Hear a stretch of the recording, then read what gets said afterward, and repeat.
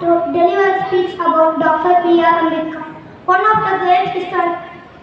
of the year of this great historical day. Dr. B.R. Ambedkar was born on 14th April 1891 in a small village of Madhya Pradesh. He was popularly known as Baba Saheb Bhimarao Ramji Ambedkar. He is an Indian jurist, economist, social reformer and a political leader. Upon India's independence on 15th August 1947, the new Prime Minister Jawaharlal Nehru invited Dr. B.R. Ambedkar to serve as the dominion of the India's law minister.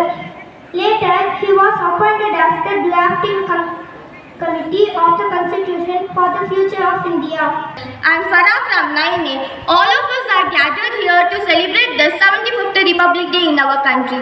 Today I am obliged and honored to give a speech on this historical day. Republic Day is celebrated on January 26 every year with a lot of joy, happiness and pride across the country. We all know that India got independence on August 15, 1947 after a long struggle, but the nation didn't have any constitution of its own at that time. Hence, after many discussion and consideration, the committee headed by Dr. B.R. Ambedkar submitted a draft of the Indian Constitution. என் பெயர் கோவாசனா. நான் 6ஆம் வகுப்பு ஆ பிரிவில் படிக்கிறேன். உங்கள் அனைவருக்கும் இனிய குடியரசு தின நல்வாழ்த்து. இந்தியா 1947ஆம் ஆண்டு விடுதலை அடைந்த பிறகு நாட்டிற்கான நிரந்தரமான அரசியல் அமைப்பு சட்டத்தை உருவாக்கும் முதல் பணியை இந்தியாவின் முதல் பிரதமர் ஜவஹர்லால் நேரு அவர்கள் டாக்டர் அம்பேத்கரிடம் ஒப்படைத்தார். டாக்டர் அம்பேத்கர் இந்திய அரசியலமைப்பு சட்டத்தை உருவாக்க குழு அமைத்தார். இந்திய அரசியலமைப்பு சட்டத்தை உருவாக்க 2 வருடம் 11 மாதம் 18 நாட்கள் எடுத்துக்கொள்ளப்பட்டது.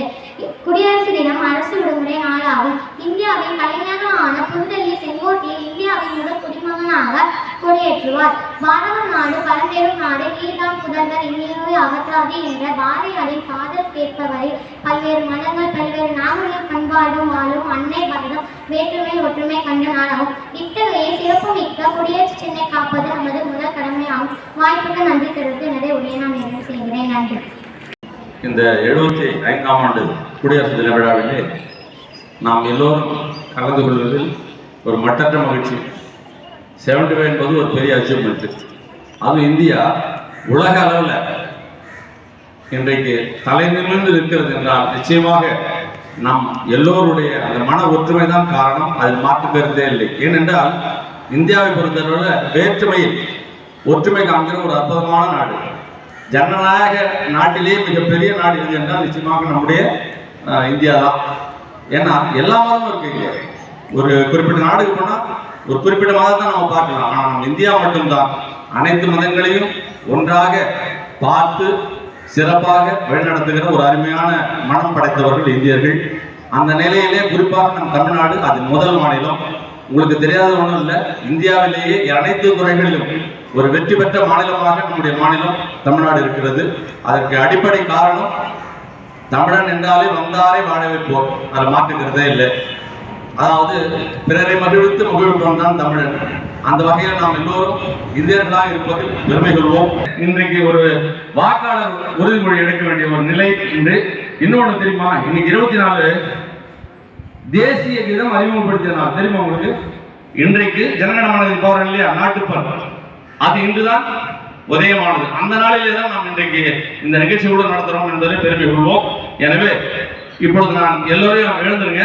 நான் படிக்கும் போது எல்லாரும் கை நீட்டி இந்த வாக்காளர் உறுதிமொழி நீங்க எல்லாரும் கூட சொல்லணும். நான் சொல்லுகிற பொழுது சரியா?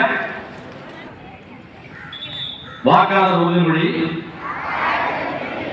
மக்களாட்சியின் மீது பற்றுடைய இந்திய குடிமக்களாகிய நாம் நம்முடைய நலன் கருதும் மரபுகளையும் சுதந்திரமான நியாயமான மற்றும் அமைதியான தேர்தல்களின் மாண்பையும் நிலைநிறுத்துவோம் என்றும்,